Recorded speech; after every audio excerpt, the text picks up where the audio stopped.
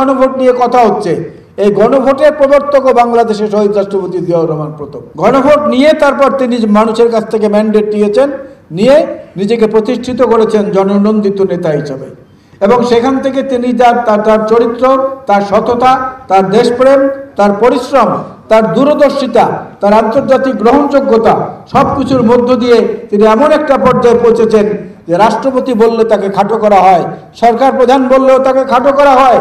তার সঠিক পরিচয় হওয়া উচিত হলো রাষ্ট্রনায়ক, যিনি একজন ভিশনারি লিডার ছিলেন, যিনি দেখতে পেতেন বহু দূর পর্যন্ত যে এর পরবর্তী 50 বছরে 100 বছরে দেশ কোথায় যেতে পারে, এই জাতির বিবর্তনটা আরো কিভাবে উন্নতির দিকে যেতে পারে।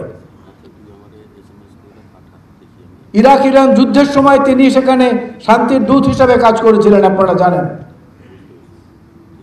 আরাফাতের ময়দানে যে নিম গাছ উনি লাগিয়ে এসেছিলেন, আজকের দিনে এই কেবল কয়েক মাস আগে উমরা করতে গিয়ে দেখলাম মদিনা শহরের বড় বড় শপিং মলগুলোতে এখন শুধু নিম গাছের শাড়ি, মক্কা শরীফে এখন শুধু নিম গাছের শাড়ি। আরাফাতের ময়দান থেকে সেই নিম গাছ আজকে সমস্ত মধ্যপ্রাচ্যে ছড়িয়ে গেছে। এই যে একটা ছোট্ট একটা উদাহরণ যে কত ফারসাইটনেস, কতটা উন্নত সমৃদ্ধ ভিশন থাকলে একজন মানুষ এটা করতে পারে, উনি এটা প্রমাণ করে দেখিয়েছেন। উনি সার্ক গঠন করেছিলেন দক্ষিণ এশিয়ার অঞ্চলের 7টি দেশ নিয়ে। আমাদের প্রতিবেশী বড় দাদাদের কারণে সেই সার্কটা এক পর্যায়ে অচল হয়ে গেছে। উনি থাকা অবস্থায় এটা সচল ছিল। বাংলাদেশি জাতীয়তাবাদের ধারণাটাকে উনি প্রতিষ্ঠিত করে গেছেন। বাঙালি পরিচয় দিয়ে যেভাবে দেশকে বিভক্ত করা হয়েছিল পাহাড় এবং সমতলের মধ্যে, বাঙালি এবং অন্যান্য জাতিগোষ্ঠীর মধ্যে, সেইটাকে উনি একাত্ম করে একটা ফুলের মালায় পরিণত করেছিলেন।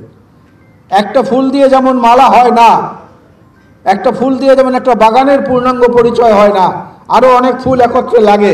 মালা গাঁথতে হলেও সুইয়ের মধ্যে একের পর এক ফুল সংযোজিত করে তারপরে সেটা দিয়ে মালা তৈরি হয়।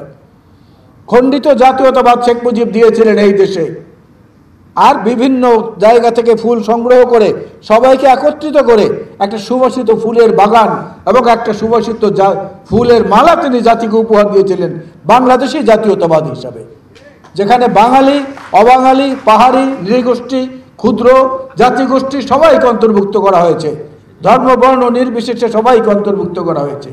এই যে ভিশনারি লিডারশিপ, এইটার মধ্য থেকে জিয়াউর রহমান তার সমস্ত সমকক্ষ এবং আজ অবধি সমস্ত নেতৃত্বকে ছাপিয়ে অনেক উপরে উঠে গেছেন।